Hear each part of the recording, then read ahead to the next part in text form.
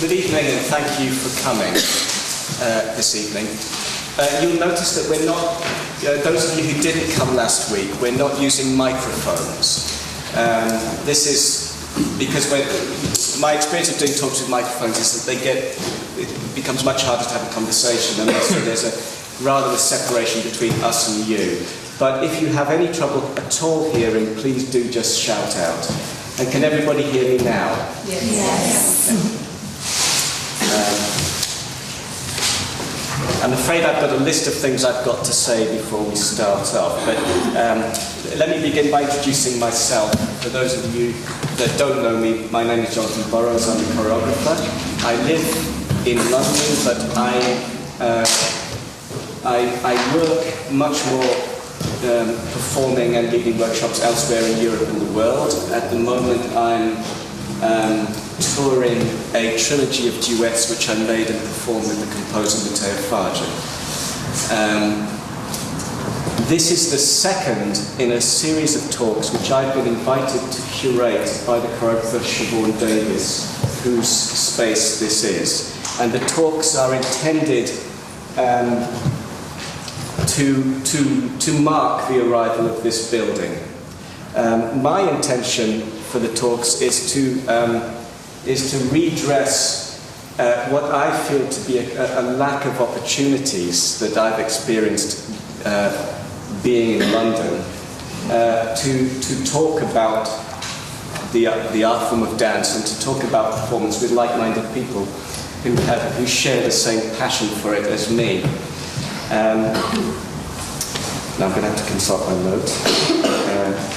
Yes, a few formal things, notices to say. One is that these talks are being streamed on the web.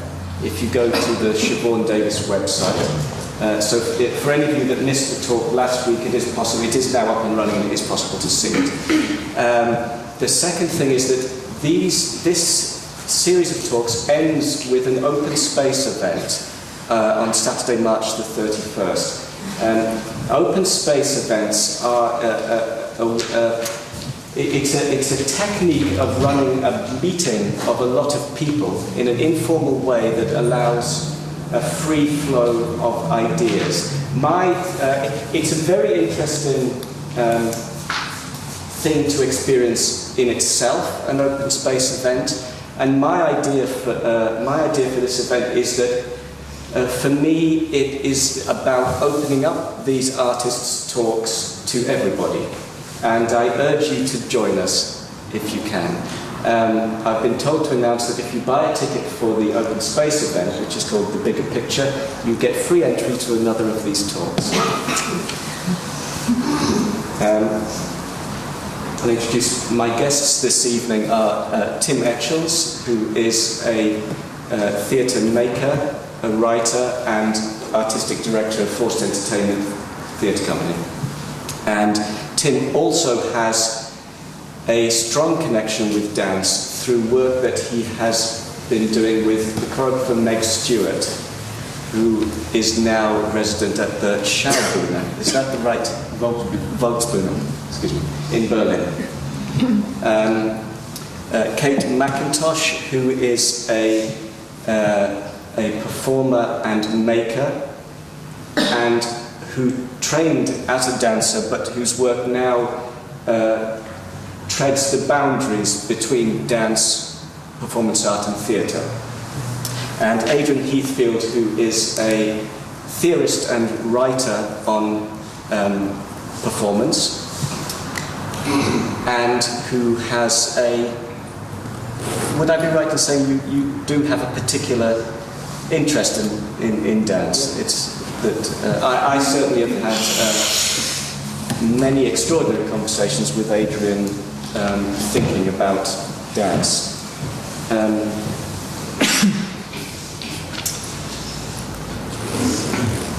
Yes. I've just discovered this performance strategy of writing it all down. Whether it works or not, I don't know. Having organised a talk that ostensibly is about the right to fail in performance, I've never been so nervous in my life. the fear of failure was doubled by the subject matter. Excuse me to those of you that came last week, but I'm going to repeat my philosophy that I like to bring to talks like this. And it's a philosophy that I borrowed from Crick and Watson, who discovered the double helix form of DNA. They had a principle in their laboratory that if either of them had a thought, no matter how stupid they thought it might be, they must say it. And they commented later that 99% of the time what they talked about was stupid, and 1% of the time they won the Nobel Prize for Science. I tell that story each time because it helps me, and I hope it might help us and you to take that risk with our thoughts. I have a very loose strategy for how we'll run this talk, which is something like that I'll ask a question and anybody can answer it, and anybody can make a comment or ask another question at any time. I will open up the discussion to include you at some point in a very conscious way, but if any of you have something to say or something that you want to ask at any time, then do shout out or put your hand up. Now.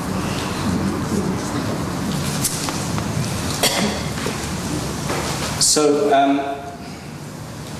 perhaps I should just just to say a little bit to frame why I suggested this topic of the imperfect body. I noticed that in the leaflet I described it as challenging the notions of beauty or something, and afterwards I thought that I'm not sure that that's quite what I meant.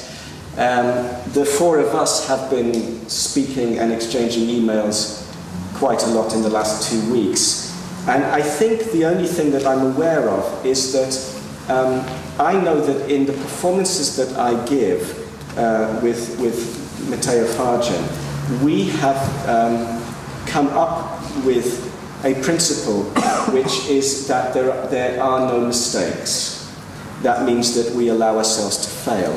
Now, we came up with that principle for a very practical reason, because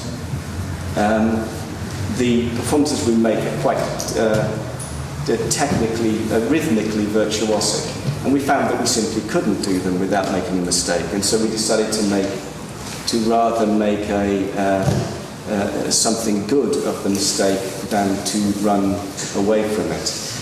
But having said that, and looking at a lot of other work that is around both in dance, in performance art and in theatre, I recognise that Matteo and I have only been able to come up with that strategy because there is a context of work from many people which is challenging notions of how to perform and what the relationship to audience is.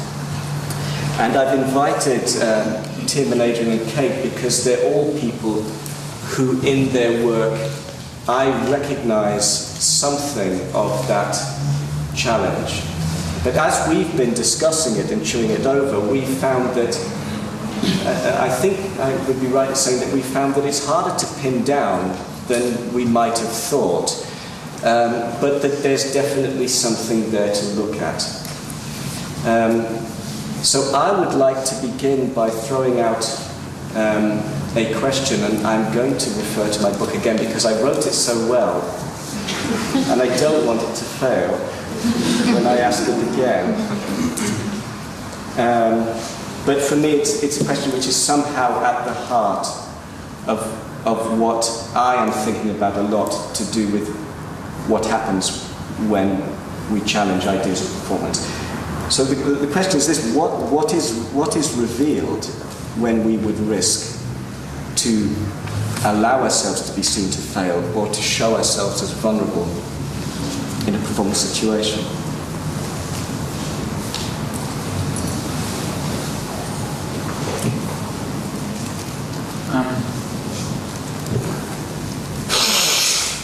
I don't know. I suppose for me, I think what I'm interested in very often watching performance, I mean, for me, almost of any kind, whether it's theatre or dance or art, I'm kind of interested in the people that are doing the thing in front of me, and I'm interested in, I guess I'm interested in the ways that they find of solving the problem of being there in front of me. The ways that they find of solving the problem of the task, or the text, or the action, or the thing that they're there to do.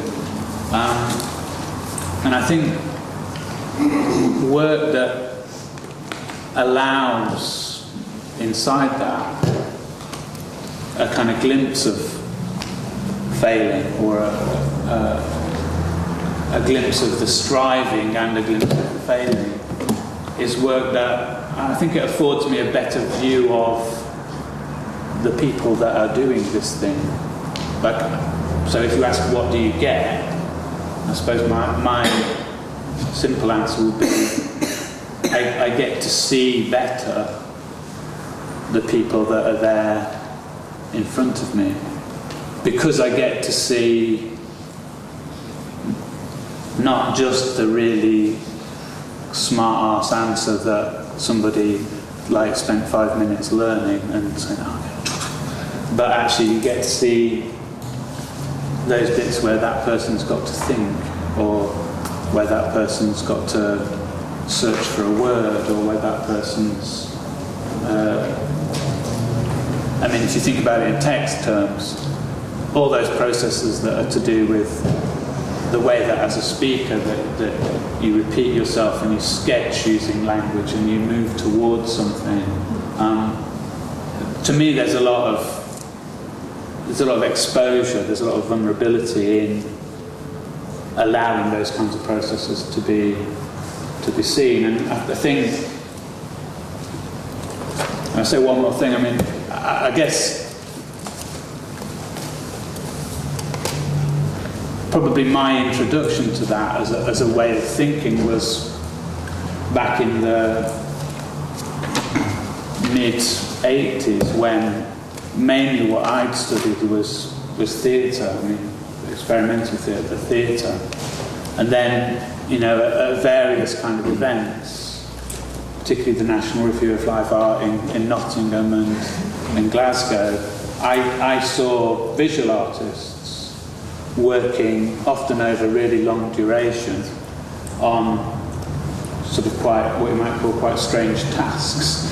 And I was, I think, very thrilled and puzzled by what I was looking at, because they were present in it and vulnerable in it and there in it in a way that I hadn't really seen in acting, because in a way acting proper felt like it was very much about deploying a kind of finished and closed surface.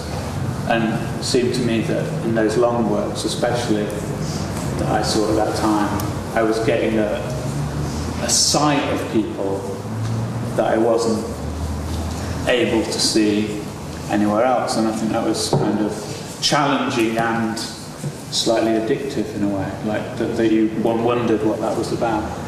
So for me, that's, I mean, I'm sure there's a lot of other things, but that's important.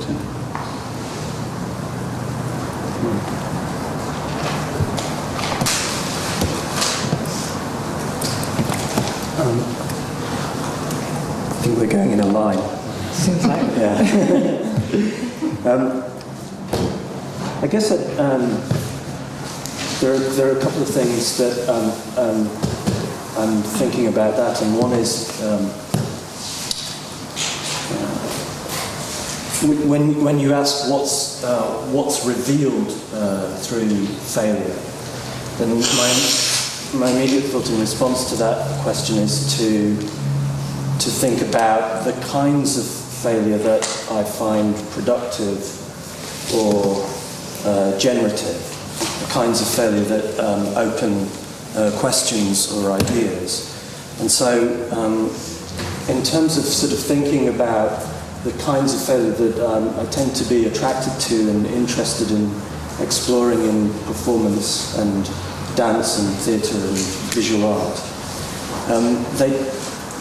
it tends to be failures of form or language or articulation, and the kinds of things that get revealed to me in those experiences are really about limits of ideas, limits of thought, limits of discourses, or maybe limits of experience, so that one is encountering something that one could not have imagined encountering as an experience before. So I guess that would be an answer to the question of what gets revealed. Really, it's failure. My interest in failure in aesthetics, in whether it's dance or performance or theatre, is as a generative thing. It's something that produces something else, something new, breaks a particular kind of boundary of experience or thought. But of course, there's always a sort of doubleness to this question, which was there from the very moment that you started to talk about this subject, and it's there in the sort of Crick and Watson idea, which is that this idea of failure is actually oriented towards success.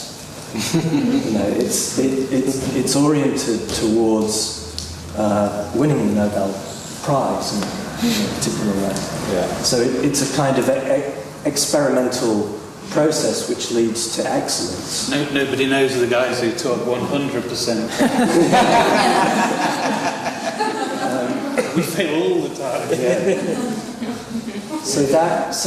And of course, then there's a question about that in culture in general, really, and what that process might be oriented towards. Because there are, of course, all the time certain kinds of failures that are tolerated as processes in order to attain particular kinds of success, and lots of values get associated with those things. And what would be an example of that? I think about, it's interesting because in management culture there's a real idea of performance and performance measurement, and performance as a testing mechanism. But of course, what it's oriented towards is being more functional and more productive. My sense is in these sort of areas of performance work that we're all concerned with, there's a very different orientation and a very different use of failure, which is to do with recession of boundaries of thought and ideas and experiences, to see what then arises, what can be encountered, what can be experienced anew. It's probably a bit abstract, but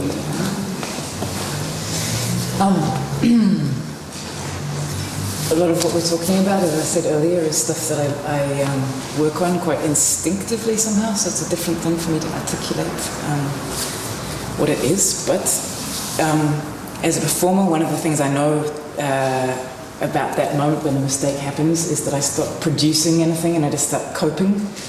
And for some reason there's a zone I got to like. And I think part of it is also knowing that for me, exposure in itself is not necessarily vulnerable. It's more, there are sort of levels of exposure, and right now I'm thinking about it in terms of levels of what you're good at or what you're not. So it became tantalizing to go into areas where I didn't know if I was any good or not. And then I'm coping because I can't rely on something that I know it's an area of comfort or expertise.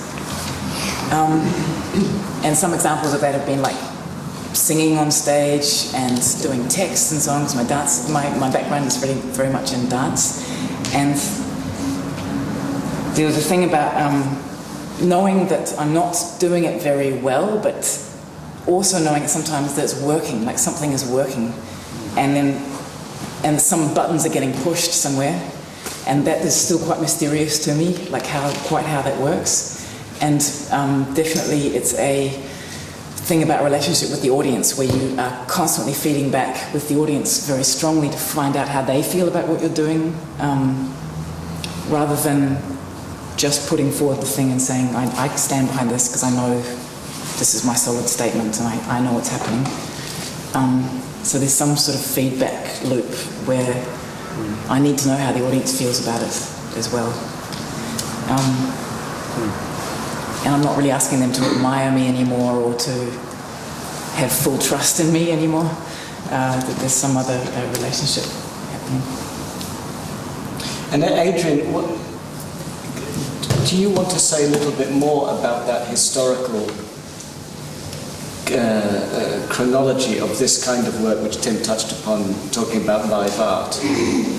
Is that where a lot of these possibilities of challenging notions of performance began?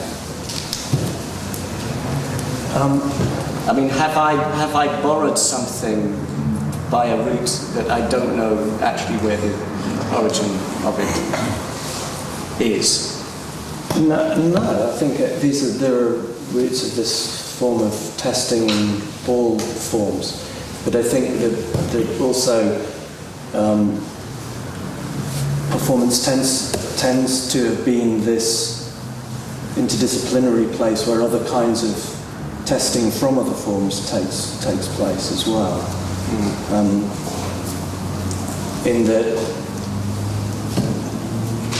performance as a human act is a space where this question is very prevalent, very present.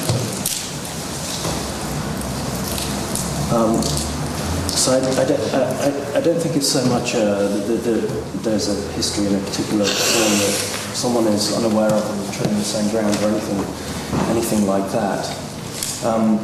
And of course, you know, in performance art, there's a long sort of history, particularly through body art of a certain kind of practice, which is about physical risk and testing of the limits of the body as kind of matter, the surface of the body sort of symbolism and experience. But actually, that of course is absolutely coincident with dance. So you know, and similar questions are rehearsed, obviously, perhaps realised in quite different forms.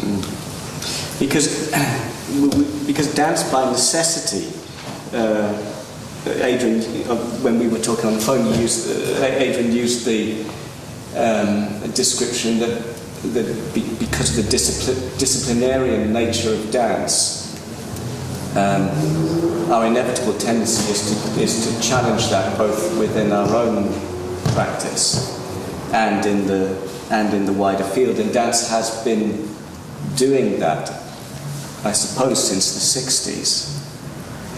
But what I'm aware of in my own personal practice is that as fast as I try to challenge those disciplinarian tendencies which are innate in me from my training,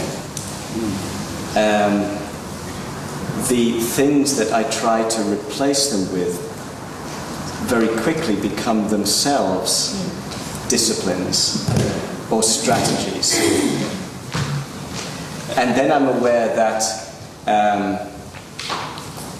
at some point I begin chasing my own tail, always trying to arrive at a place where I'm freed from those tendencies, but in fact tracking in a circle, which is something that you touched upon, Tim, when you were talking before about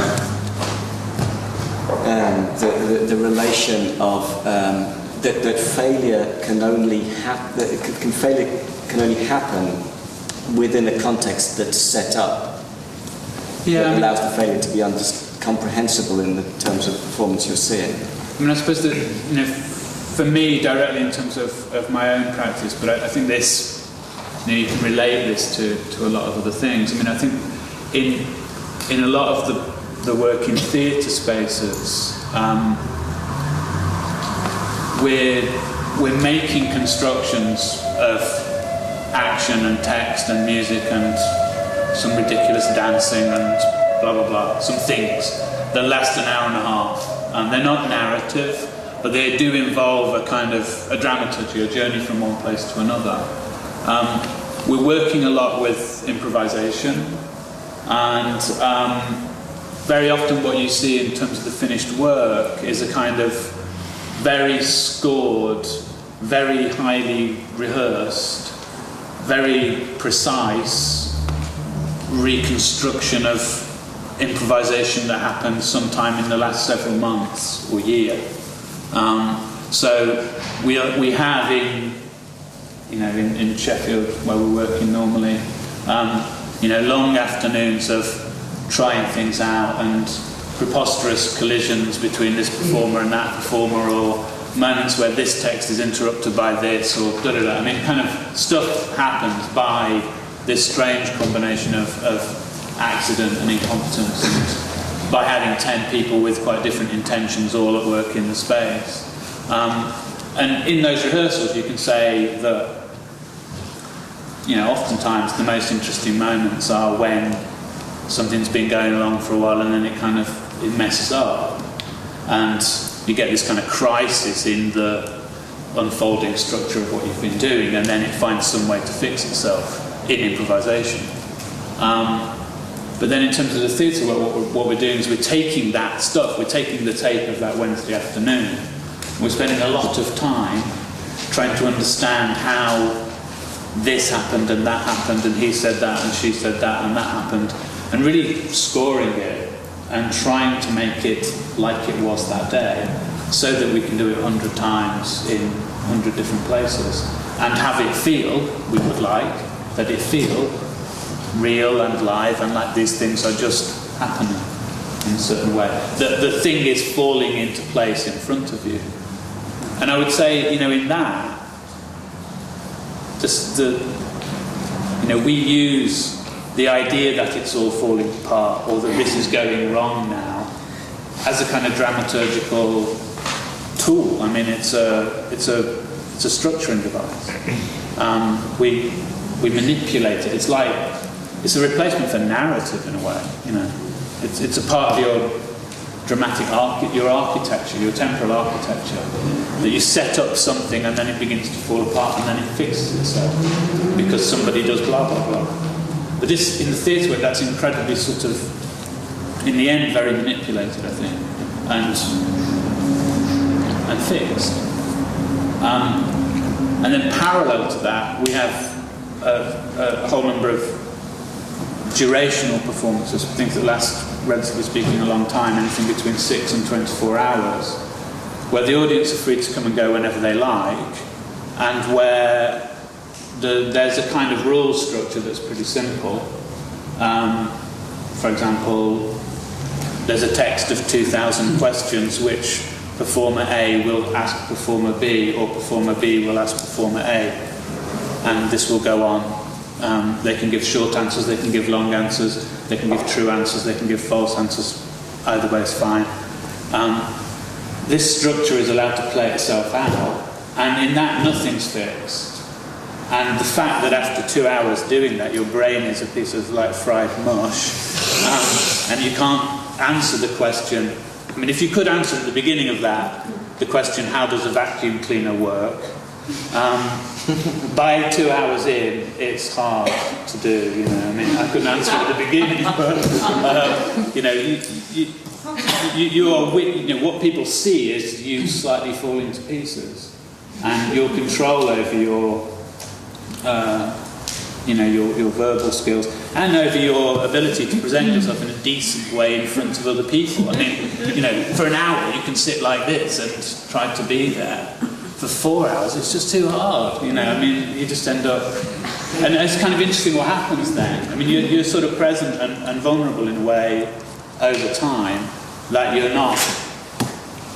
As a performer, you're not. You have a load of skills that you came in with, and it takes a little bit of time to sort of knock them out of you. And that work, I think, is quite different, because I think in that the failure's not...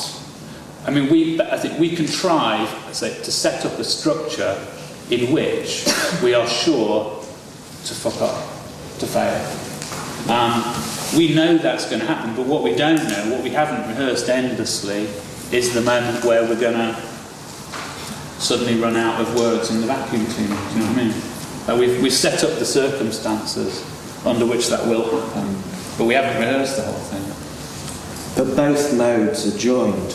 Both modes, the durational mode and the theatrical mode, which are very different formally, they're joined by the fact that something sanctions the failure, some convention or framework enables the failure itself to be readable, to be experienceable within certain kinds of values, certain kinds of conventions that are a negotiation for you of social values and ideas. Well, I think that is true, isn't it? But I mean, that's what you're saying then, is you can't make work outside of culture. I mean, there is such a thing as culture. When we walk into this room or a theatre or an art gallery or some other place, we bring with us a set of expectations and a set of knowledges about the kinds of things that are generally expected to go on there, and the kinds of competences that we, in the fuzzy and muddled and curious assemblage that we have in our heads, we do have some clues. We have a set of frameworks which are then either played to or against, don't they? Or invoked in a certain way. And would you say then that because it interests me about the difference between, say, the durational works, the theatre works, and then the kinds of failures that occur in processes that are not public, that are just your own, as accompany your own processes, and how those work as sort of idea tests and are sort of generative in terms of the work. I mean, the creative space, presumably in the process, is one way you can, where not all of those boundaries and those cultural values and those social values are in place in quite the same way. They're sort of suspended a bit more, aren't they? I suppose for me the difference is that in when you're presenting work, you're in a kind of negotiation with other people about what is this. What is happening now? That's the kind of thing that Kate was talking about, the kind of loop back to the audience, and what are you making of this? What is happening here? So I suppose anything that we put on stage, either out of a lot of rehearsal or inside one of those durational structures, is a kind of testing of it's a social investigation, really, about who's here tonight and what's going on.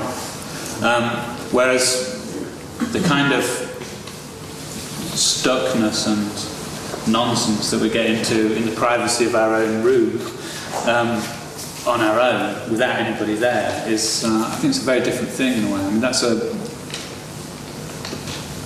failing in that, to me, it's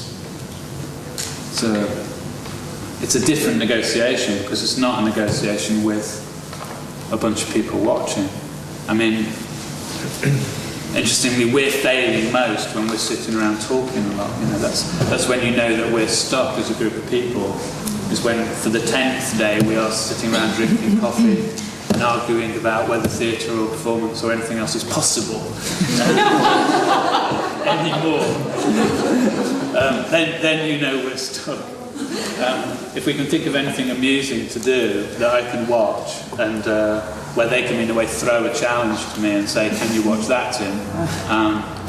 Or how does it go if it goes like this? Then we're not quite so stuck, I think. But I was kind of interested to ask Kate about, I know that you've done this work with the group Pony. So maybe if you could, I'd be interested if you would talk a little bit about that and how the experience of that, because it draws on people from so many different disciplines, might feed into that. Well, Pony is a collective that's in Brussels, and it's visual artists, musicians, and dancers. And basically, we made a show. There was like 9 or 10 of us, and we, over a year, would just get together and we made some songs, and then we made some performance actions. We all had dance workshops and songwriting times, and we made this very chaotic show which involved, it was 4-sided, it was always in the centre of the room, the audience all around. So even as a performer, you really didn't know what was happening on the other side of the stage, because you were, they had 4 fronts to this thing. And inside the group, each person was doing one thing that they felt good about and that they were competent in and excited about. For instance, the musicians would be playing, or the dancers would be with physical material. But each person was also doing at least one other thing which they had no previous experience with, and on which they were very reliant on the other people in the group for some guidance and some help. And it had this very weird effect of like releasing a lot of energy. The performances were very energetic and very, exactly that thing. People were doing a lot of coping and a lot of figuring it out as it went along, and sort of each night encountering new problems that they had never foreseen. And also the performers kind of had to trust each other, but that was also a bit difficult too, because you just couldn't rely on someone who didn't know what a cue was to be there on a cue. And so there was all that sort of rolling chaos inside it. And I think one thing that informed for me was this idea of like, when you have material, when you make material, it will have strengths and it will have weaknesses in it. And you can either just constantly sort of lop off the weaknesses and find ways to alleviate them and eradicate them. That's one method. And the other one is to just go, okay, we have both these things, let's figure out what the weakness is and just make sure that it's present and developed in some sense, so that the audience also can encounter it. That's interesting. We say raising the problem to the level of the subject. I mean, it's like you see that there's some issue, and instead of indeed trying to get rid of it, you say maybe in fact this whole thing turns on that. Like we draw attention to it. I don't know. Do people know the Brian Eno oblique strategy cards? It's this great tool that he made for musicians, which is a set of cards, each of which bears an instruction. And I mean, I think the idea initially was that you would basically turn the pack when you were stuck with a problem, and it would give some piece of advice like everybody change instruments, or put the front to the back, or whatever. But one of them, which I remember because it's so close to this thing that we've talked about, is amplify your mistakes. It's a very smart thing. You can find it on the web, actually. There's a McIntosh dashboard version. I mean, there's loads of them around. You can find it. It's very nice. Matteo and I used it when we worked on Quiet Dance, which was the second of the duets, and we read a card every day. And I'm trying to think whether amplify your mistakes seems familiar, but it can't possibly. If there are something 1,000 cards, aren't there? Yeah, I don't. Yeah.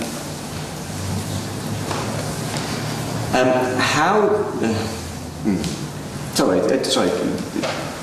Do you want to go on? I just had one last thing to say about that experience, which was that also coming from a dance background, my training was a lot about competence, and especially very measurable, concrete competence of a muscular level.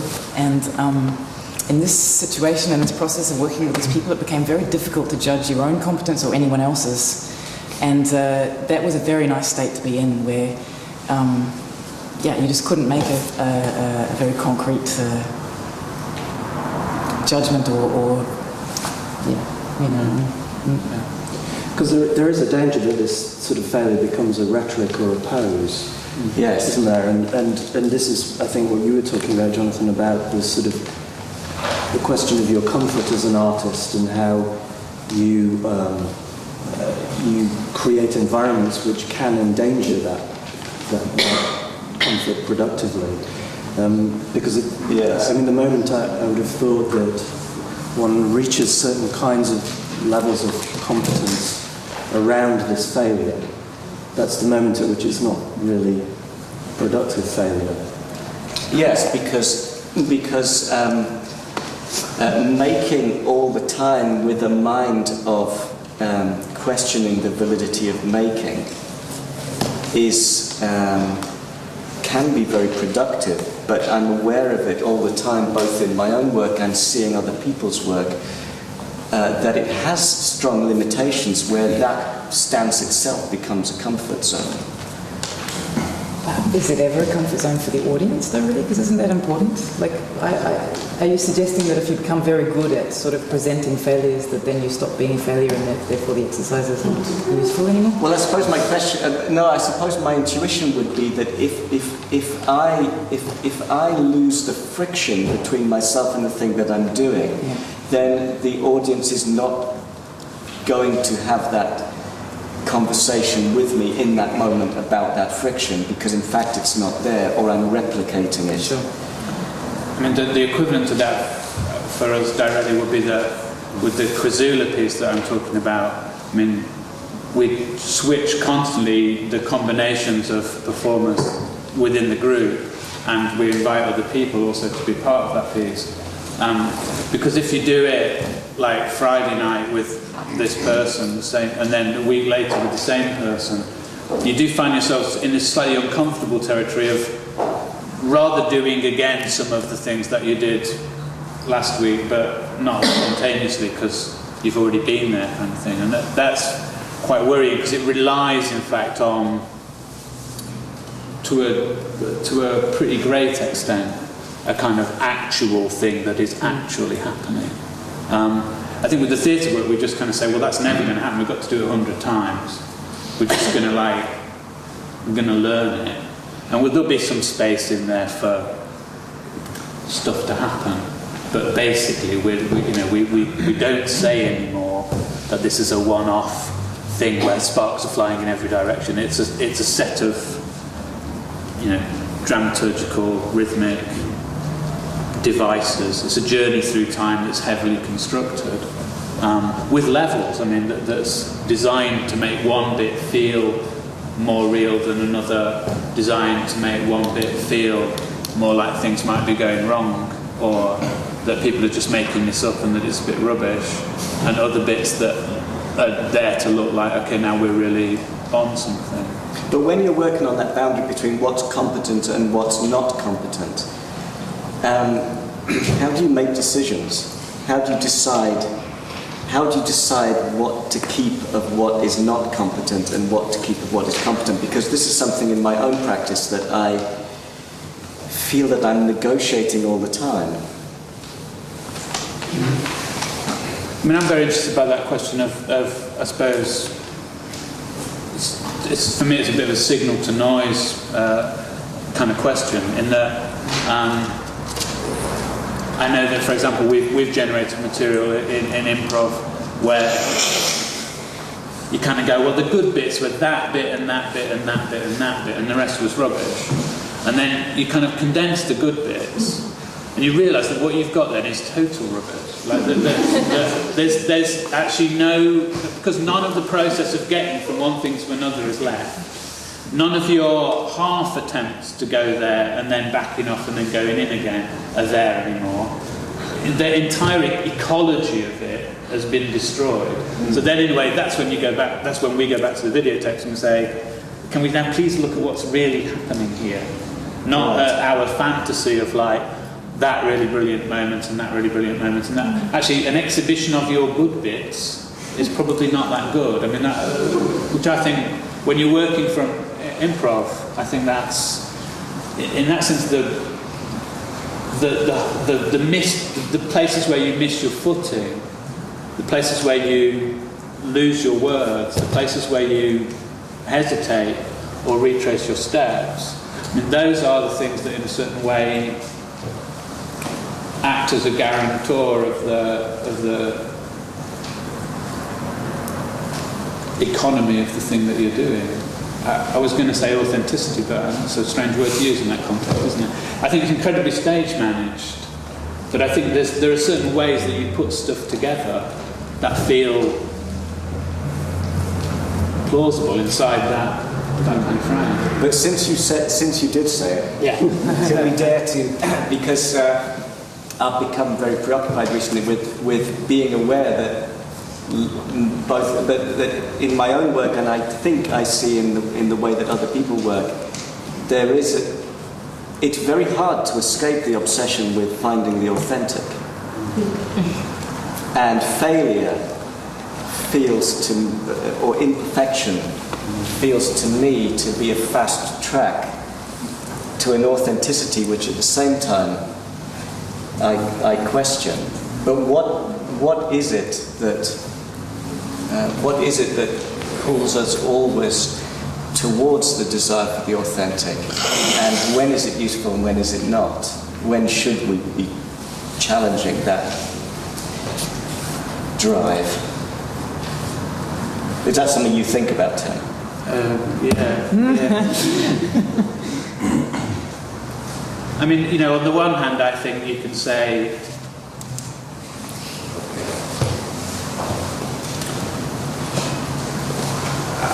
I'm kind of really split. I mean, on the one hand, I could say everything's a language. Everything is like the deployment of events over time is a construction in a performance. I mean, and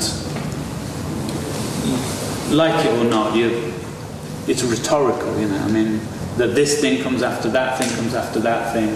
That this thing is here, that thing is there. You're always. I can look at the duet that you guys did in Brussels.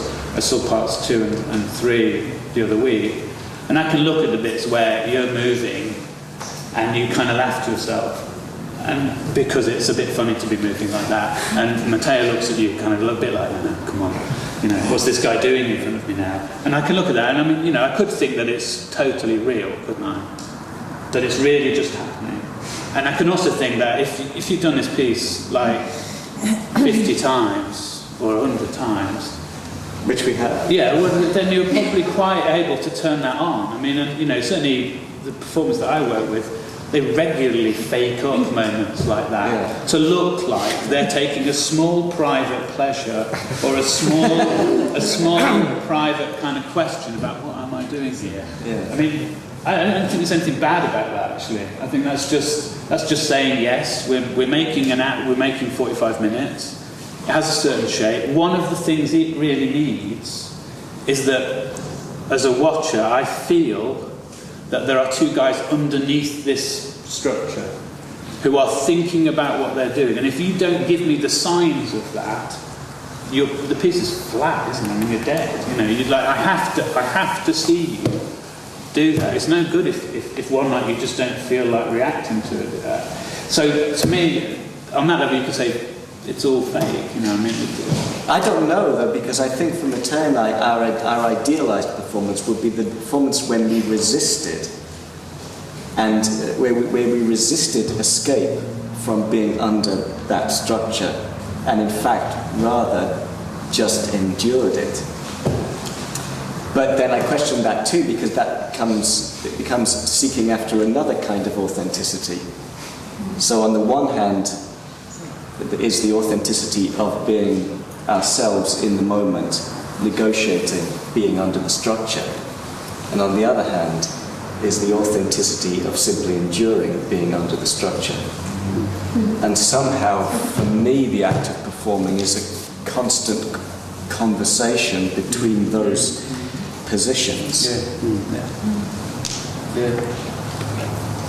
I mean, you could also see that strategically from the outside, where I would just say, if you do too much of that, guys, it really starts to be unconvincing. And if you do too little of it, I'm a bit worried that there's nobody home. And somehow in between those two things is what it might, in that way, want to be. I don't know.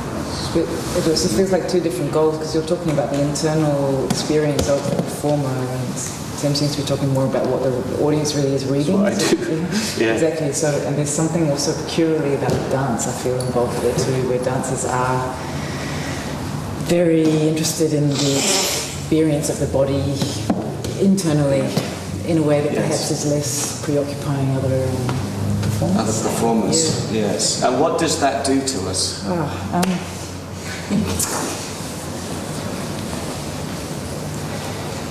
I'm also of the opinion that it's not, as soon as there any structure involved, that it's not authentic. But then that for me is not a problem. I don't really see authenticity as such a, I no longer see it as such a holy grail, because there's something so, there's something, it's more that I need to, like the performer, you need to be available somehow, and you need to be there, but however you have to find a way to do that, that's, whatever technique you use to get to the point.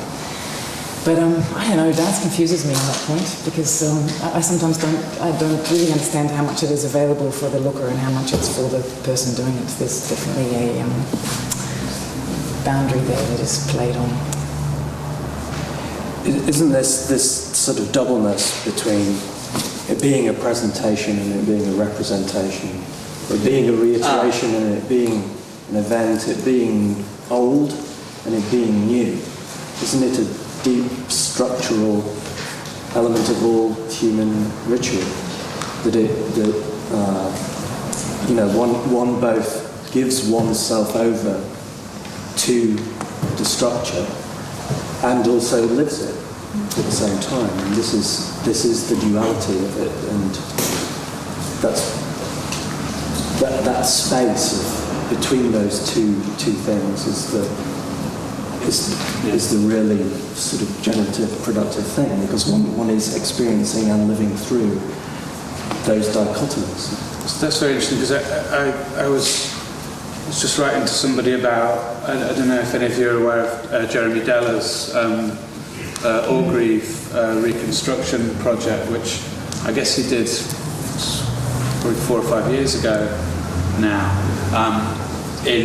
In Orgreave itself, Jeremy worked with Civil War reenactors, members of the ex-mining community and blah blah blah in Orgreave to recreate the battle between the miners and the police that took place in the coal strike in 85, I guess.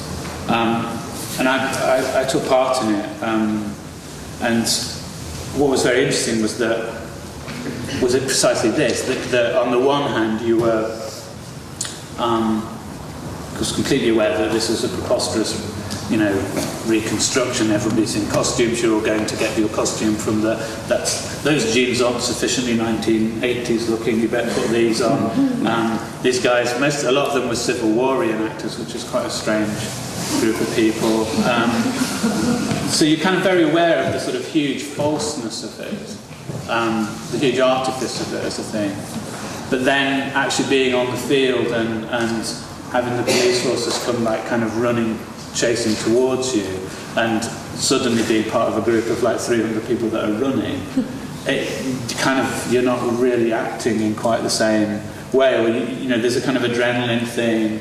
There are various kind of things, I suppose, about that experience that it becomes something more than. So it's both in the past and this kind of very obvious reconstruction, but then in a certain moment it lives.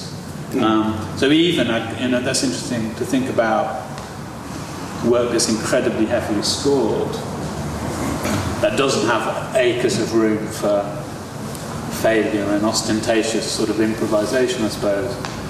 there's always that sense, isn't there, that there are moments when the redoing of the thing in this room now can have a life, can breathe in this place and time, even if it was made somewhere else and rehearsed for months, that it finds a way to sit in this space that's incredibly present. Adrian, can I take the opportunity to ask you to tell me what you mean when you talk about representation and presentation? Because this came up in last week's talk, and I asked the same question, and I remain still thinking that I know what you mean, and I'm not sure that I really know what you mean. At least I'm aware all the time that it's very current, this discussing the difference between presentation and representation, and I think all the time I'm filtering it through my own experience as a performer and perhaps misunderstanding it. And I wonder what you mean when you say it.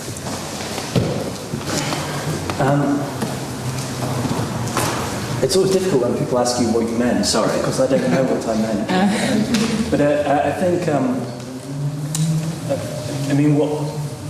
what interests me in the difference between representation and presentation is the idea, it's the read, basically. It's the idea that of something happening again, of some kind of pre-existing structure, whether that's a sort of text, a structure of writing or language.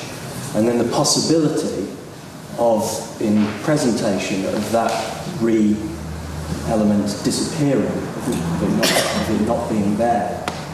And that's the kind of sort of tension that I was sort of trying to talk about between the new and the old. So it's a sort of temporal thing. It's to do with time, particularly our experience of time, and to do with our relationship to the present and being present, that we tend to associate more with presentation than with representation. And that's the sort of the experience that I think Tim is talking about, this double experience, with this oscillation between one end and the other.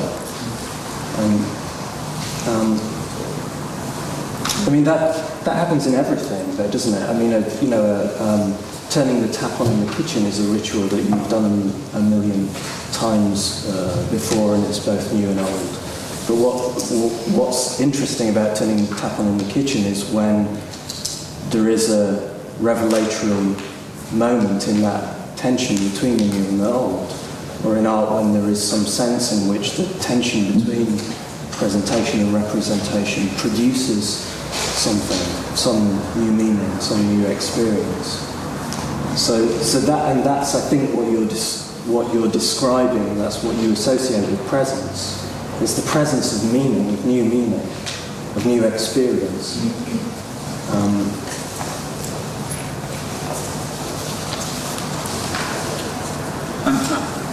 I'm also kind of very struck by this comment that you made about enduring the structure, and to me that relates very directly to Kate's thing about coping. That I guess I think in a lot of the work that interests me, you understand at a certain point that there is a structure or a condition or a rule or a decision under which the people in front of you are now agreed to continue. Under which they have agreed to operate or behave or perform. I suppose it's that sense of watching how they deal with that, watching for those kinds of slips, which may be fully intentional and like basically signals, winks to me, or which may be entirely unintentional. But those are the things that, as a watcher, I think I'm inevitably looking for.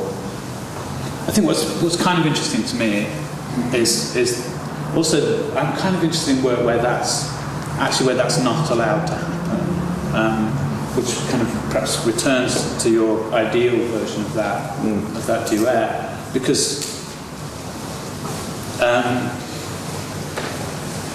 suppose I have two experiences of that. One is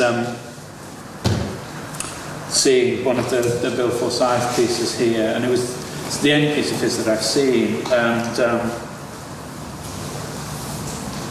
I really had the impression before I saw that work that I really wouldn't like it, and so I kind of went in already expecting not to, and then I found this sort of extraordinarily complex kind of choreography. A lot of people not at all dealing with me or dealing with the task of doing it or negotiating that with me or with each other, just like a machinery in a way. And I found it extremely captivating and kind of fascinating, somewhat in relation to the fact that all of this other stuff was denied. Like the more I looked at it, the more I couldn't see them there as negotiating players. Like I just could see this extraordinary and quite, I mean, in human sense, like a kind of odd word, but certainly not banal or everyday in terms of the kind of physical language that it was using. And I was really, kind of in a way, against all sorts of bits of my prejudices, really drawn to it and very fascinated with that surface, because it seemed to not want to deal with me, and not want to present them as negotiating players.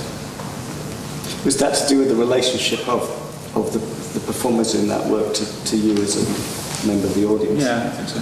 Yeah, I mean, the parallel one for me was seeing Cafe Muller somewhere, and that when they came on for the bow, I kind of don't remember so much about the show, but I remember that for the bow they didn't break this incredible somberness and gravity that they'd had throughout the hour of the piece. And it was very, very, very, very disconcerting. I mean, they came back like 10 times, but every time they came back they looked as profoundly unhappy and deep as they did the first time. They never went, "Thanks a lot, that was great, wasn't it?" You know, like they never did that. And it was really extraordinary because it sort of shut all that off. But it's almost like then it becomes a kind of screen that you're projecting onto or tapping at. Is it the difference between... Am I right in feeling that there's a lot of work that I'm seeing at the moment which is a performance about the impossibility of performance? I think it's about more than that. I think it's about structures. It's kind of about what Adrian was talking about at the beginning. It's about the impossibility of the structures, the ideas, the language, your body. They're bigger than performance, these things. I mean, I think it's about the problematics of those, much, much larger structures. And I mean, I wanted to ask Adrian a bit about the work that he's doing on Tishing Shea, who's a Taiwanese artist who made a number of performances of extraordinary long duration in the late 60s, early 70s. Late 70s. Late 70s, okay. Because of this interest that he has in the rule and what it is to inhabit it, what it is to break it. Well, they are really interesting in terms of that, because it's Taiwanese American artist who made it sort of from the late 70s through the early 80s, made a series of 5 one-year-long performance pieces, so each piece begins with a statement that's almost a kind of legalistic statement. I will do this, such and such a thing. I will do this for a year. This is how I will do this. And then the performance is really the simply the inhabitation of that statement, and a kind of keeping to his word, keeping to the sort of performative statement of saying, I will do this. But they occupy the performance occupies a kind of vast sort of volume of time. So examples of the rules of the years. Well, the piece that I've just been working on, which is the third one, is I will go outside and I will take no shelter for 1 year. I won't shelter in a bus, a car, a tram, a train, or any building. And that's the performance which he does, and then effectively through the process of that year, obviously as any human being would, it goes through a certain kind of decay because of that shelterlessness, and the performance is the sort of process of that year. But what's really interesting about them is that they absolutely embody this contradiction about failure, because there is a certain kind of impossibility built into the rule, and at the same time there's a sticking to the word. You know, there's a very absolute kind of commitment to the idea that you will keep your word, that you will do this thing. It feels this authenticity thing is what seems striking about it too, compared to performance and everything else we've been talking about. It feels very authentic, which is appealing. Yeah, but it's an authenticity you can't see because it disappears. You know, it's not present to you. It's as an audience. It's only present to you through its documentation in some ways. I'm very aware in dance of that thing of a where there's an impossibility built into the rule, because one of the great frustrations for me of working with dance has been, I don't know whether you've experienced this, Kate, but our incredible ability as human beings to master any task physically by repetition, so that what has begun fresh as a daisy and astonishing to see is stale and tired 3 weeks later, whilst ostensibly being exactly the same thing. And what has gone from it is the tension of the negotiation to make this impossible task. I don't know whether this would exist with when you're working with language. Maybe there are comparisons to do with remembering language or something.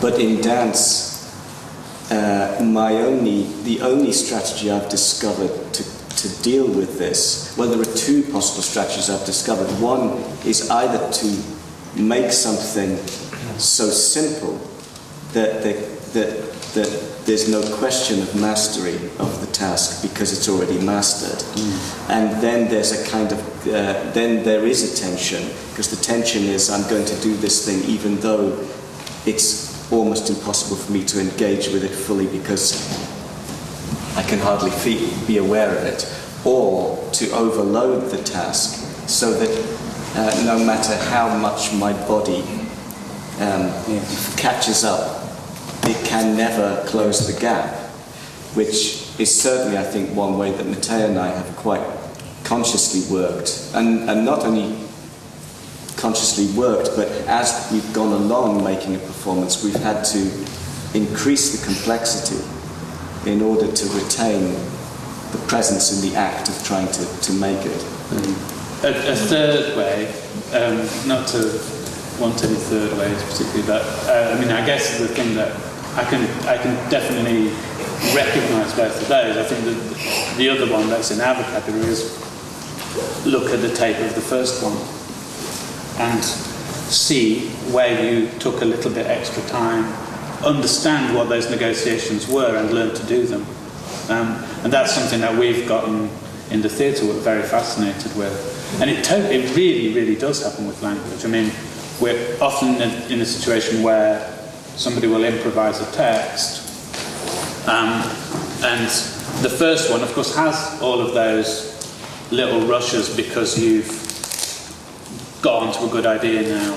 It has all those slight ums and ahs. It has all those backtrackings that come when you're explaining or thinking something through for the first time. Generally speaking, we always say the second time that we try to improvise anything like that, it will be really rubbish.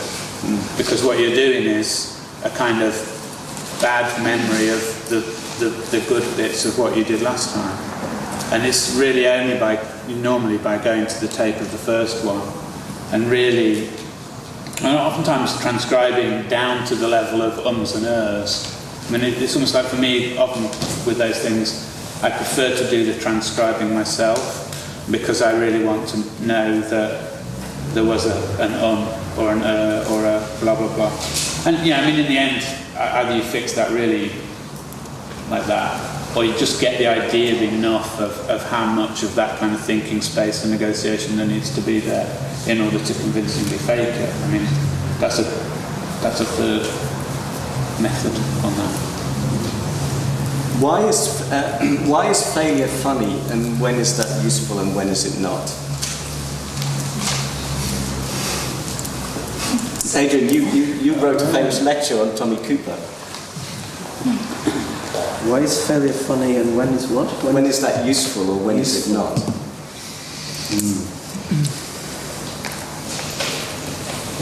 Why are you asking me all the hardest questions? I throw that out generally, because I know it's something that it's another thing that I'm very aware of and have had to think about a lot. Because audiences do react by laughing at things which are I was sort of working for a while on this idea that it was to do with mortality, and that it was the laughter was really very much a kind of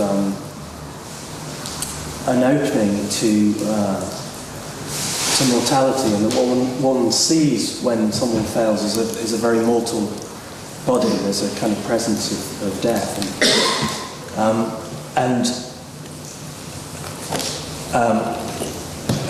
laughter arises as a kind of anxious or nervous or joyous kind of encounter with that. I think that's what I was sort of trying to get at with Tommy Cooper, because it seems to have a kind of sort of hysterical content, and that all of his humour is about this imperfect body, really, about this sort of failing body, a kind of body in a state of sort of constant kind of decay and strange sort of symptomology of things. And all of his relations to objects are failed relations to objects as well. So the illusions never work, and it's about really his negotiation of that failed relation. So I really was thinking of it as that kind of laughter connected with failure as being to do with a certain kind of mortality and a sort of disclosure of something about humanness, to do with death, I think. But that's the great thing about why is anything funny is that we really don't know, and so it is a kind of that's why I was sort of saying, why do you ask the hardest question? Because it's a kind of infinite question. But you said Adrian said a very useful thing to Matteo and I, because we have at times struggled in our performances that we get a response of laughter.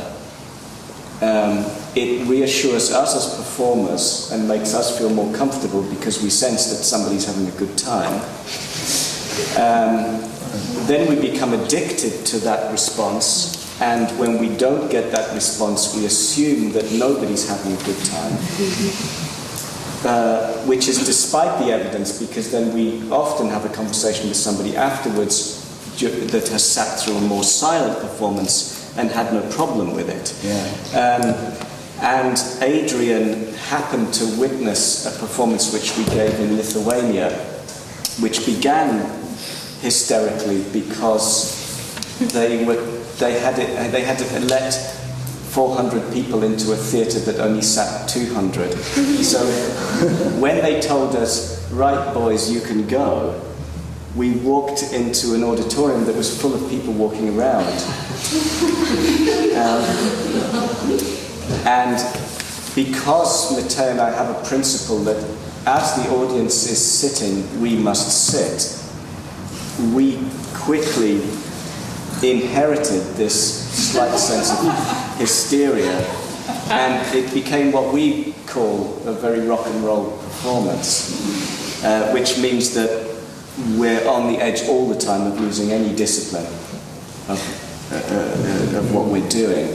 And afterwards, when I was talking to Adrian about it, Adrian made a comment which has continued to be very fruitful for me, which was that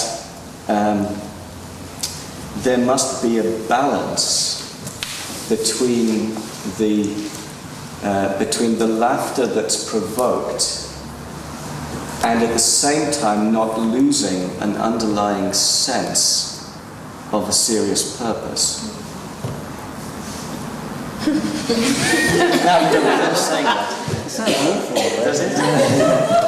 You perhaps put it more articulately. But anyway, it was about a balance between not letting go, that somehow the laughter was reliant upon a feeling that there was an attempt to do something serious. And that if you take away the context of that attempt to do something serious, then it no longer is funny anyway.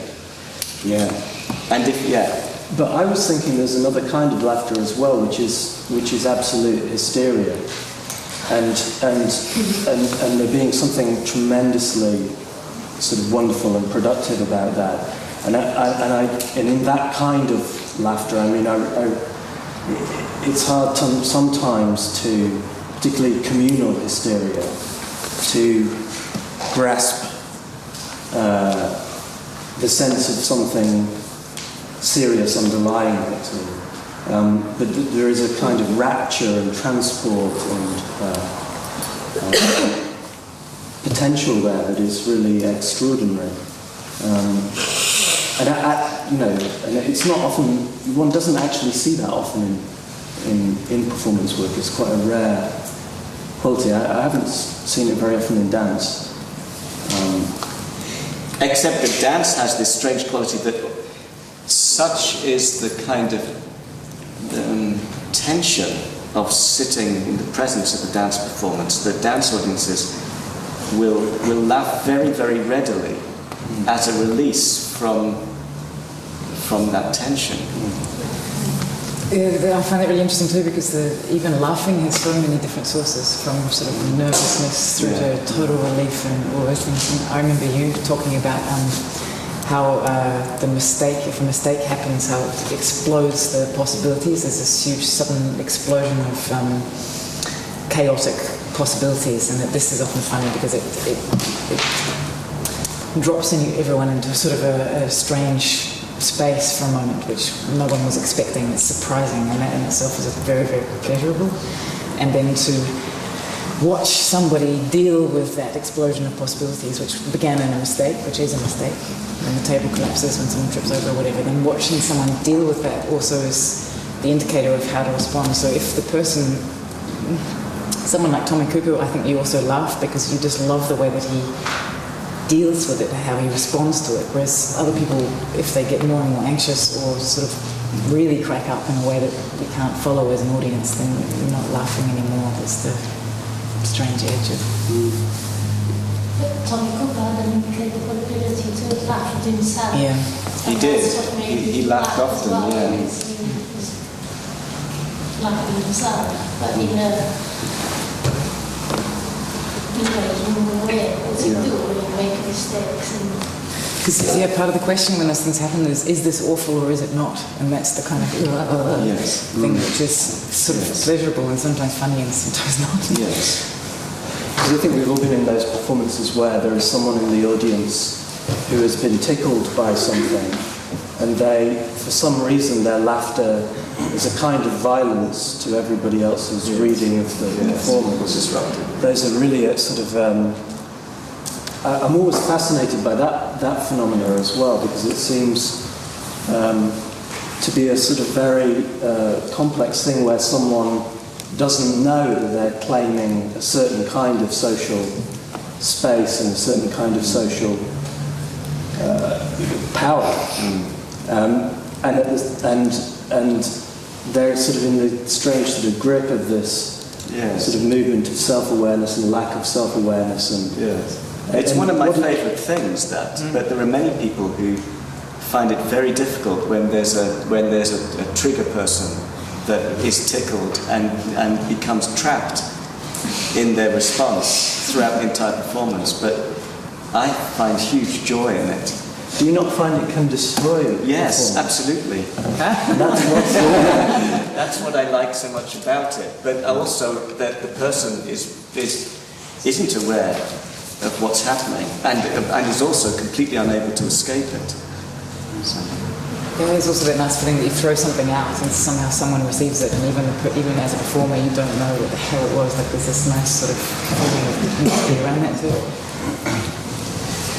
Since somebody spoke from the floor, shall we open up for some any other thoughts or questions from you? Anybody have a thought or a response or a question? Lady. It's for everybody. I'd like you to describe moments when you're curious and why you think it happens. I'm just going to repeat that because there's a funny thing that happens when you're facing away and you can't lip read what the lady said, so it can sometimes be hard to hear it. So your question is, when are you curious? Can you just describe moments that make you curious and why you think it happens in dance? Moments that make you curious and why you think it happens in dance. So you mean curious about performance? You tell me. Okay. Yeah. Definitely for me, times when I don't know what's going on, when I just lose reference and I've entered this sort of limbo, a little bit of limbo of like, I don't know what I'm looking at. I'm not sure yet even how I'm reacting or how I feel about it. That moment I get curious, stimulated by that. The moment watching a performance that I'm very curious about is, and I experience it very often, is that there's a certain moment in a performance that I'm following and reading and engaging with and enjoying that I think they could do anything now and I would accept it. And I also see performances where I think that is happening, and then they do something which I don't accept, and then I've lost them. Then I really will. Then I'm really gone. But I'm very curious what that moment is that either allows that the continuity will make sense whatever happens, or is still vulnerable to being broken. Yeah. It's probably a little connected to that in the sense that, particularly in relation to dance, I think I find dance sort of perpetually curious, and that's why I love it so much. And I think one of the elements of that curiosity is to do with the sense in which there is an organising structure or logic or pattern or principle or idea that isn't necessarily available to me. but is present somehow. That my work as an audience member and my pleasure as an audience member is to discern it or to sense it or to attempt to find it. And that's what I sort of, it's my sort of common experience of curiosity, particularly in very sort of physically oriented work. And you have a rationale or a logic to movement that would draw me in a particular way. That I think approximates to narrative. But at least that's the experience that I have when I've grasped an underlying logic which I don't know what it is. It always feels to me like a narrative. I have the same reaction to it. But I don't know what that mechanism is that causes it. Tim, what are you curious about? I think one thing is probably the same, really, which is, I think, in a way, those moments where something that you thought you understood, that you thought you knew the frame in which this was proceeding, kind of shifts. And then I have to ask myself, basically, what is this now, then, that they are doing, or that she is doing, or that he is doing? And I think that can happen. I mean, you have pieces, I guess, where that happens very big once, like kind of halfway through, isn't it? But I think what's really interesting to me is how that can keep on happening at a local level. If I think about Meg's work, the solo things that I've seen quite a few times, software, she's constantly kind of shifting the energy and the focus and the presence of what she's doing in ways that constantly unsettle me. Like I think I know what she is doing, and then a very small amount of movement and a very small amount of seconds later it's something else, or I just don't know anymore, and then it's something else. And that's that state, I suppose, of being endlessly forced to deal with the changing condition of the thing in front of me. I think this really makes me very curious. I think as well, I mean, there is a fascination for me in watching people who are or who appear to be caught up in what they're doing. My eyes go to people who are busy with what they're doing. I mean, it's amazing how many performers or dancers aren't busy with that. They're apparently busy with something else. And I think it is really, an extraordinary thing to watch people who are very attended to whatever it is that they're doing, even if it's only standing still. There are people who I would happily watch do that for a very long time. But it can also be horrible watching somebody who's very aware of it's a different thing. How much they're completely caught up in what they're doing. Yeah. Then I want them to be caught up, to be away somewhere else. Yeah.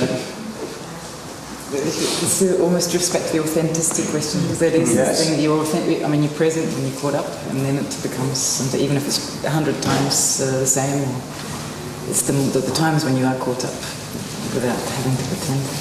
It's as though in the act of performance you can never stand still. You must always go on asking yourself, where am I now and what is happening? Because as soon as you stand still, then I suppose the conversation with the audience stops.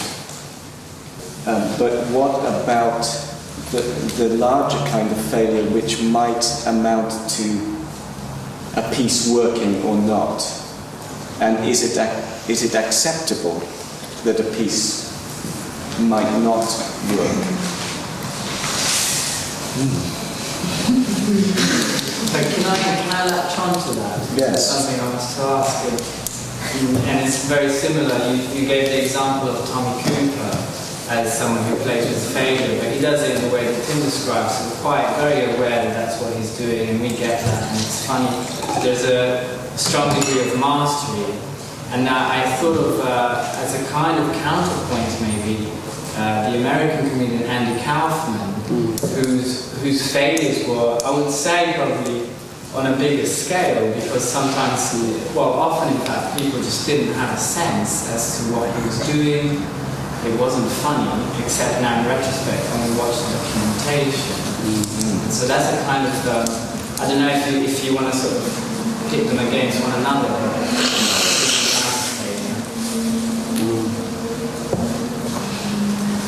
I reckon it's definitely worth the risks. That's my feeling. And even some shows that are dealing in that risky area, sometimes they work and sometimes they don't. And sometimes I've seen shows where I sort of feel if the intention is, I guess if the intention is to my liking, but it still doesn't quite succeed, or if it even fails quite badly, I still have a warm feeling at the end to it. So maybe that's my predilection, but I think the risk is worth taking. I still prefer to see something actually crashing and burning. I still prefer to see that than to see someone sort of safely going through the channel of what they're used to doing. I also love to watch someone with genius carrying off something absolutely brilliantly. So there's all that. I think it's a lot to do with context, and my sadness is that I feel like there used to be spaces, certainly in London, which gave a context within which performances could take place that almost sidestepped questions of success or failure, but became about a shared experience or a shared event. And I've seen that again recently teaching at Parts, which is the School of Andries de Keersmaker in Brussels, where the students give performances every week in a studio situation. And I always come away enriched by the experience, whether I thought the piece worked or not. But I feel that over my lifetime as a performer, there's been a shift away from those kind of spaces and away from those kind of contexts, and that I feel forced now to spend more time in a context that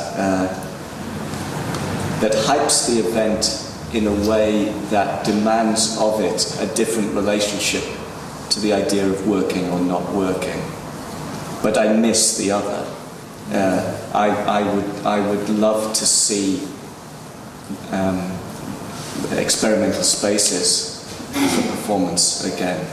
I mean, maybe they exist in other art forms, but in dance, I feel that they're harder to come by.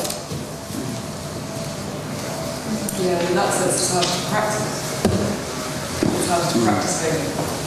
Yes. You need to go through it, and there's no platform for it. Yes. Makes it more likely that you just going to stop. Yes. Well, what I've noticed at Parts is that when you create a space like that, you can watch a particular kind of work which you cannot see in a more formalized, commercialized space. So it's not, in fact, that's what I mean, that it seems to me to stop being about what works and what doesn't work and become about what different spaces allow in terms of performance. And of course, in many ways, the kind of structured failure that we've been discussing is a failure in negotiation with a space within which you're not meant to fail. So in some ways it's perhaps a reaction to being forced into those spaces where you're not allowed to fail, that we've developed tactics in order to go on failing. Because without them, we lose something. That's still relying on a certain level of competence to pull that off. Yes. Because we've all seen performances where people aren't equipped to cope with failure and things wrong. And it's which goes back to the question posed earlier about things working or not working. It's just there's got to be. So a lot of the discussion tonight has been based on a level of competence by the people on stage, and without that, there's a problem. Yes. Yeah, I mean, I think for me, I was going to say two things just briefly. One was that, I mean, I think if you're making work for any length of time, you come to understand pretty rapidly that from time to time you sort of make a mess, spectacularly, and that all of your intentions to weave this thing in a particular way, end up on the floor, and you end up with a piece of work that might be interesting but probably doesn't really work.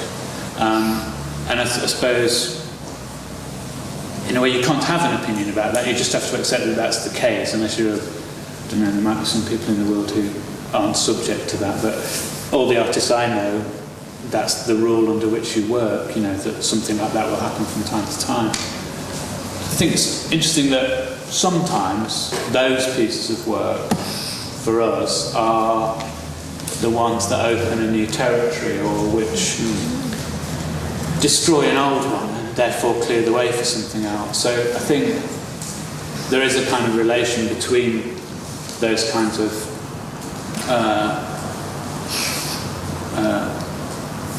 messes, I suppose, and actually being able to carry on, because they're kind of productive spaces in that way. I guess the other thing as an audience member is that, I mean, sometimes things that are, really very bad, full of failure of quite an unintentional kind, I mean, they can be very productive spaces to think in, and they can mount quite interesting questions and challenges to you. And I was very biased to watch a performance of my 8-year-old in a pantomime a few weeks ago, because of course I was going to like it, but it was a disaster in many ways. There were so many collisions between kids that were dancing, and so many anxious expressions throughout. He seemed to spend most of his time kind of worrying about where he was meant to be on the stage, so much that he couldn't really kind of be there. But I mean, for me, thinking about performance, it was really quite a very rich evening. I mean, more than a lot of what I watched in the theatre. And because it was this very odd mix of sort of planning and intentions and attempts to carry something off, and then failures of all sorts of different kinds happening without skillful deployment. However, there were also kind of moments in there which I thought were interesting, where you began to worry a bit too much about certain people, that actually they had gone beyond the level of mistake making that you could laugh at, to the point where you're thinking, I hope that kid's okay.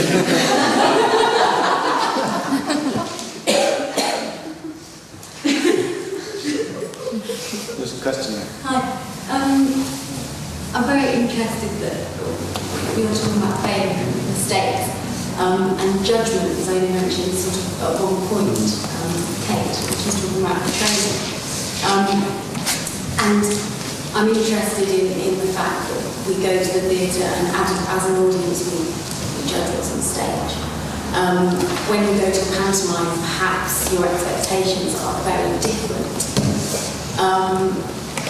And I'm interested in the question of, when you're talking about mistakes, should the artist's perception of what they're doing be that starting point, or should it be in the audience's arena? Should we where does the gravitas lie? Is it with the performer, or is it with the audience?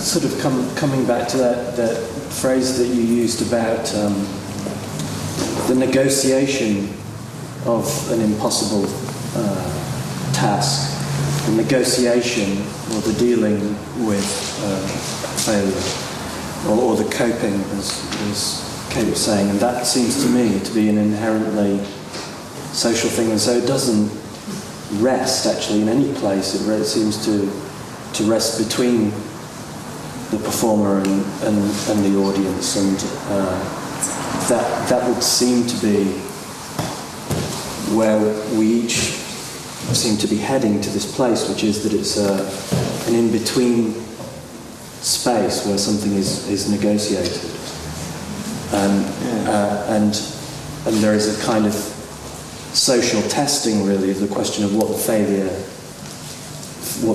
is, what it means, what it will produce, and there is an attention to that question in that space. I don't know. I mean, I suppose the question is, as a performer, can you ever really know what somebody who is watching you is experiencing? So I'm not sure you can, but I think that perhaps you can find strategies to approximate some kind of surveying that terrain. And for me, the strategy that I found at the moment is a terribly inadequate one, but it's something like, I must be aware at all times if there's anything that comes between the thing that I think is happening and the thing that somebody watching might perceive to be happening. So, and the best example I can think of is in the first duet that Matteo and I made. We decided to sit on two chairs. But I became preoccupied with the idea that if I was sitting in the audience, I would become frustrated that we hadn't moved the chairs. And I thought that when I would become frustrated that the performers could move the chairs if they wanted and hadn't done, then that frustration would become the subject of the performance for me. So I suggested to Matteo that we should move the chairs, but just do it once, thereby hopefully removing that doubt. It's a completely inadequate strategy for trying to negotiate that territory of what somebody is seeing that I'm doing. I thought you were going to suggest that you'd bolt them to the floor. Which would be the same thing. It would ostentatiously. Yes. If the chairs were bolted to the floor, it would also remove the possibility that they could move, and therefore the member of the audience who may become frustrated that they weren't moving would have that burden taken off their shoulders.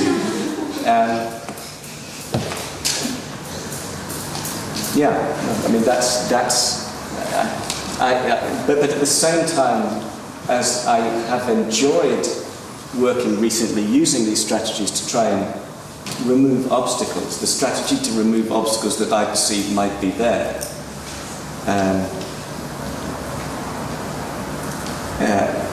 It's not. I don't really think that what I'm doing removes the obstacle. I think the only thing it can possibly do is to keep me slightly aware, and that if it fulfills that function, then that's good enough.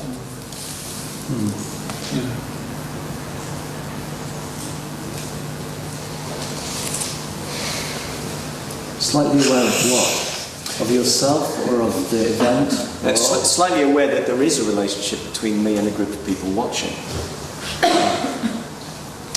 But I think that's partly, as somebody trained in dance, me being resistant to what Kate described as the danger of the internal monologue of a dancer, because body practice can be very self-absorbing.